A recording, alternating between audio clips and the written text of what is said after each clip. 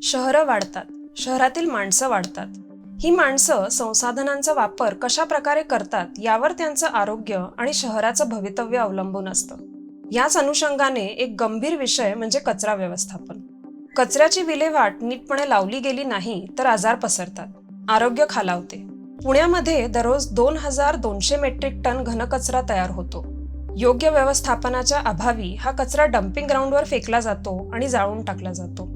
कोणत्याही ज्वलन प्रक्रियेतून घातक प्रदूषके हवेत सोडली जातात. वाहनांचे इंधन, शेकोटी व चुलीसाठी लाकडं जाळणे यानेही आपल्या आरोग्यावर दुष्परिणाम करणारी प्रदूषके हवेत पसरत असतात. कचरा जाळल्याने प्रदूषकांचे प्रमाण आणखीनच वाढते. आजही बागेतला कचरा, प्लास्टिक इत्यादी जाळून त्याची विल्हेवाट लावण्याचे प्रकार मोठ्या प्रमाणावर होत असतात. कचऱ्याच्या डम्पिंग ग्राउंडवर आग लागण्याच्या घटना वारंवार घडत असतात. उन्हाळ्यात त्यांचे प्रमाण वाढते. तसेच कचऱ्यातून हरितगृह वायू आणि इतर प्रदूषके हवेत पसरत राहतात. म्हणूनच कचरा डम्पिंग करणे कमी किंवा बंदच केले पाहिजे. याकरिता प्रत्येक प्रकारच्या कचऱ्याची योग्य हाताळणी व व्यवस्थापन करणं गरजेचं आहे. आपल्याकडे ओला कचरा, प्लास्टिक, कागद, वैद्यकीय कचरा, बांधकाम करणे व पाडणे यातून तयार होणारा कचरा, ई कचरा, सॅनिटरी वेस्ट, बागकामाचा कचरा या व अशा विविध प्रकारचा कचरा तयार होत असतो. या प्रत्येक प्रकारच्या कचऱ्याचे संकलन, वाहतूक आणि प्रक्रिया कशी करायची याचे तपशील पर्यावरण संरक्षण अधिनियम अंतर्गत तयार केलेल्या घनकचरा व्यवस्थापन नियमांमध्ये दिलेले आहेत. या संदर्भाने महानगरपालिकेच्या आणि कचरा निर्माण करणाऱ्यांच्या म्हणजेच आपल्या जबाबदाऱ्या काय आहेत हेही या नियमांमध्ये आहे. नागरिकांवर सोपवलेली प्राथमिक महत्त्वाची जबाबदारी म्हणजे कचऱ्याचे ओला व सुका असे वर्गीकरण करून टाकणे. महापालिकेची जबाबदारी म्हणजे अशा वर्गीकरणाला चालना देणारी संकलन व्यवस्था तयार करणे आणि प्रत्येक प्रकारच्या कचऱ्यावर योग्य प्रक्रिया करणारी यंत्रणा उभारणे. अर्थात कचऱ्याचे प्रमाण कमी करणे हे अधिक शाश्वत व योग्य उत्तर आहे. पुण्यामध्ये कचऱ्याची हाताळणी कशा रीतीने होते? पुण्यामध्ये एक ट्रू किंवा खरी दारोदारातून कचरा उचलण्याची व्यवस्था पुणे महानगरपालिकेने राबवली आहे. ही व्यवस्था पुण्यातील कचरा वेचक आणि पुण्याच्या महानगरपालिकेने एकत्र येऊन एक सहकारी संस्था स्थापन करून राबवली आहे. याच्यामध्ये कचरा वेचक जे आहेत ते पुण्याच्या नागरिकांच्या घरापर्यंत पोचतात आणि घरापर्यंत पोचल्यामुळे म्हणजे आणि घर म्हणलं की खरं घर, खरा दरवाजा, बिल्डिंग असेल तर त्याच्या 6व्या मजल्याच्या दरवाजावरती, वस्ती असेल तर वस्तीच्या प्रत्येक कोपऱ्यापर्यंत जाऊन दरवाजातून कचरा उचलला जातो. यामुळे वायू प्रदूषण कमी कसे होते? या व्यवस्थेमुळे काय होतं की ओला आणि सुका कचरा हा जिथे निर्माण होतो तिथेच त्याचं वर्गीकरण ठेवलं जातं. आपल्या दरवाजावरून कचरा उचलला गेल्यानंतर जो व्यक्ती उचलतोय तो त्याची मग हमी घेऊ शकतो की ओला आणि सुका कचरा वेगळा राहतो आहे. आणि आपल्या घरांमधनं जो कचरा निघतो त्यातलं 75% कचरा हा ओला कचरा असल्यामुळे जितकं जवळ आपण त्याच्यावरती प्रक्रिया करतो तेवढं त्याचं ट्रान्सपोर्टेशन, त्याची वाहतूक जी आहे ती कमी केली जाते. आणि जेवढी वाहतूक कमी होते तेवढं ऑफकोर्स आपला डिझेलचा खर्च कमी होतो आणि डिझेल न वापरल्यामुळे आपलं जे वायू प्रदूषण आहे गाड्यांमुळे ते सुद्धा कमी होतं. दुसरा भाग याचा असाच आहे की सुका कचरा जो वेगळा मिळतो तो कचरा वेचक आपल्या घरातून काढल्यानंतर लगेचच त्याच्यातला जो विकण्यासारखा भाग आहे, जो पुनर्निर्मितीला पाठवू शकतात, तो सगळा भंगारमध्ये तो वेगळा काढून भंगारमध्ये विकतात. तो वेगळा काढल्यामुळे पुण्यामध्ये दररोज सरासरी 2 लाख किलो किंवा 200 टन कचरा हा पुणे महानगरपालिकेच्या गाड्यांपर्यंत पोचतच नाही, तो थेट भंगाराच्या व्यवस्थेमधून पुनर्निर्मितीला पाठवला जातो. आणि त्यामुळे पुणे शहराला पूर्ण कचऱ्यापैकी 10% कचरा हा उचलावाच लागत नाही.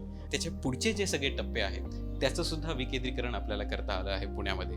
म्हणूनच प्रत्येक वॉर्डमध्ये आपल्याकडे बायोगॅसचे प्लांट्स आहेत, कंपोस्टिंगचे प्लांट्स आहेत आणि सुक्या कचऱ्याला छाटून भंगारात विकण्यासाठी सॉर्टिंग शेड्स आहेत. आणि या सगळ्या व्यवस्थेमुळे पुन्हा कचऱ्याची वाहतूक अतिशय कमी होते आणि वाहतूक कमी झाल्यामुळे पुन्हा आपल्या वायू प्रदूषण जे आहे गाड्यांमुळे ते कमी होतं. कचरा संकलनाची व्यवस्था सज्ज असूनही बऱ्याच ठिकाणी रस्त्यालगत किंवा सोसायट्यांमध्ये कचरा जाळण्याचे प्रकार घडताना आपल्याला दिसतात. गेल्या काही वर्षात याचे प्रमाण वाढल्याचंही आपण पाहत आहोत. साधारणतः 30 वर्षापूर्वीचं पुणे शहर आणि आत्ताचं पुणे शहर यात जमीन आसमानाचा फरक आहे. म्हणजे आजच्या लोकसंख्येच्या हिशोबाने तेवढं कचरा संकलनासाठी वगैरे पुणे मनपा अजूनही सक्षम नाही आहे, कारण त्यांची जी ऑन ग्राउंड सगळी यंत्रणा आहे ती कमी पडते आहे.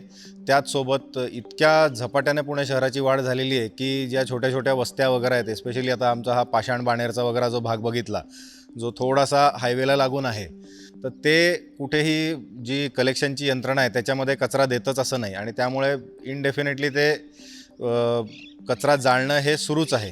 तर याला पर्याय एकच आहे की तिथे PMCचं 24 तास काही ना काही यंत्रणा तिथे फाईन करण्यासाठी किंवा कलेक्शनसाठी. फाईन करणं हा एक भाग आहे, पण कलेक्शनसाठी तरी उपलब्ध पाहिजेच पाहिजे. याबाबत पुणे महानगरपालिका काय करत आहे?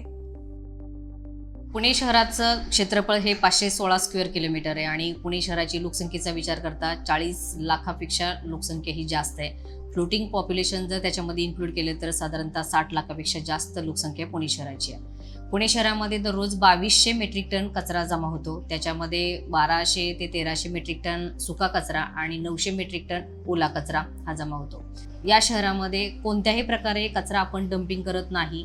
100% कचरा हा प्रोसेस केला जातो. घनकचरा व्यवस्थापनामध्ये कचरा कलेक्शन, कचरा ट्रान्सपोर्टेशन आणि कचरा प्रोसेसिंग म्हणजेच कचरा जमा करणे, ट्रान्सपोर्ट करणे आणि प्रोसेस करणे ह्या खूप महत्त्वाच्या अशा ॲक्टिव्हिटीज आहेत आणि याच्यामध्ये जेवढा 2200 मेट्रिक टन कचरा जमा होतो दररोज तेवढा प्रोसेस केला जातो.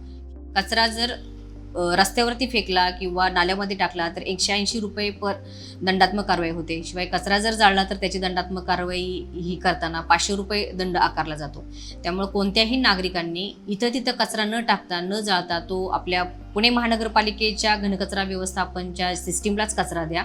असं जर आपल्या निदर्शनास येत असेल की या ठिकाणी कचरा टाकला जातो किंवा या ठिकाणी कचरा जाळला जातो तर त्याच्याबद्दलची आपल्याला तक्रार करायची असेल तर PMC केअरवरती आपण तक्रार करू शकता किंवा स्वच्छ सर्वेक्षणच्या स्वच्छता ॲपमध्ये आपण तक्रार करू शकता. ठिकठिकाणी क्रॉनिक स्पॉट्स आहेत जिथे मोठ्या प्रमाणावर रोज कचरा टाकला जातो, डंप केला जातो आणि तो रात्री पेटवला जातो. स्वाभाविक आहे की पुणे महानगरपालिकेच्या कर्मचाऱ्यांची काही ठरलेली वेळ असते कामाची, हे आपणही समजू शकतो. पण ज्या झपाट्यानं आपण शहरात बिल्डिंग परमिशन्स देत आहात तर त्या हिशोबाने आपल्याला इव्हॉल्व व्हायची गरज आहे. पुणे महानगरपालिकेला आता 2 पावलं पुढे जावं लागणार आहे ह्या सगळ्या विषयामध्ये. त्या PMC केअरच्या हेल्पलाईन असोत, नाही तर ते जे काही पोर्टल आहे व्हॉट्सॲपवरती आपण कंप्लेंट द्या वगैरे, हे काही किती केलं तरी ती संपूर्ण यंत्रणा ही अत्यंत तोकडी पडते. मनुष्यबळ हे वाढवावं लागणार आहे पुणे मनपाला.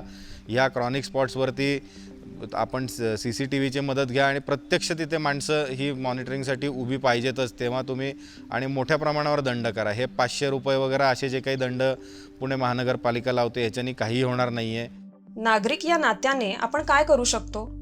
आपण कचरा जाळण्याचे प्रकार कसे रोखू शकतो आणि त्याचे आरोग्यावर होणारे घातक परिणाम लोकांना कसे समजावून सांगू शकतो? या प्रश्नांची उत्तरे हिंजवडी रहिवासी संघटनेच्या एका महत्त्वपूर्ण उपक्रमातून मिळू शकतात. हिंजवडी हा भाग 2008 मध्ये IT पार्क म्हणून विकसित झाला. झपाट्याने विकसित झालेल्या या परिसरात राहणाऱ्या नागरिकांना वाढलेली वाहतूक व कचरा जाळण्याचे प्रकार इत्यादी अनेक समस्यांचा सामना करावा लागत होता. नागरिकांनी एकत्र येऊन हिरवा याची सुरुवात केली. हिंजवडी IT पार्क हे पुण्यातलं आणि महाराष्ट्रातलं सर्वात जास्त मोठा IT पार्क आहे. या IT पार्कमध्ये 3 लाख लोक काम करतात आणि या हिंजवडी आणि बाजूचे जे गाव आहेत त्याच्यात साधारण 1 लाखच्या वर जनसंख्या आहे. कचरा नियोजनमध्ये बरेच तरतुदी आहेत. त्याच्यात काय झालेलं आहे की बऱ्याच ठिकाणी कचरा टाकला जातो आणि पेटवला जातो आणि धुराचा त्रास होतो लोकांना. आणि हिंजवडीचं ट्रॅफिक आपल्याला माहिती आहे की हिंजवडीच्या ट्रॅफिकमध्ये खूप जास्त ट्रॅफिक येतं. सकाळी आणि संध्याकाळच्या वेळेमध्ये लाखो गाड्या येतात आणि त्याच्यामुळे त्याचं पण प्रदूषण होतो.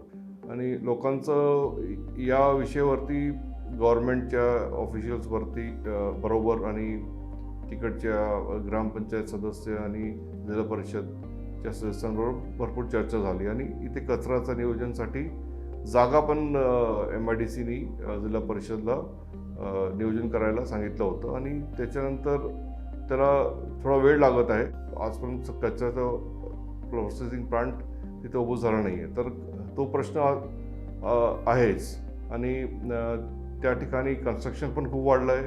बरेच बिल्डिंग आहेत आणि त्याच्यामुळे जे प्रदूषण होतं आहे सिमेंटचा डस्ट आणि याच्यानी त्यानी पण लोकांना त्रास होत आहे.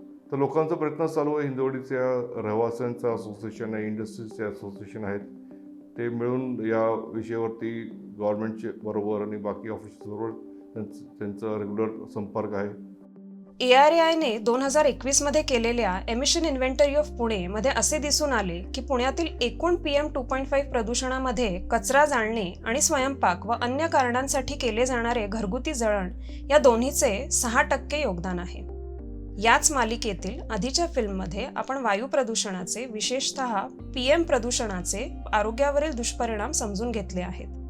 कचरा संकलनाची व्यवस्था चोख असेल आणि त्याचबरोबर नियमांचे उल्लंघन करणाऱ्यांविरुद्ध कडक कारवाई केली गेली तर कचरा जाळणे व त्यामुळे होणारे प्रदूषण पूर्णपणे रोखता येणे शक्य आहे. वर्गीकृत कचरा द्या. पुणे महापालिकेच्या सिस्टीमलाच तुम्ही कचरा द्या. 3800 कचरा वेचक जे आहे स्वच्छ संस्थेचे ते पूर्ण पुणे शहरामध्ये काम करतात. या कचरा वेचकांना सेग्रिगेट केलेला कचरा जर तुम्ही करून दिला तर पुढची प्रोसेस करायला खूप सोपं जाईल. त्यासाठी कचरा इथं तिथं फेकू नका, रस्त्यावरती टाकू नका किंवा कचरा जाळू नका.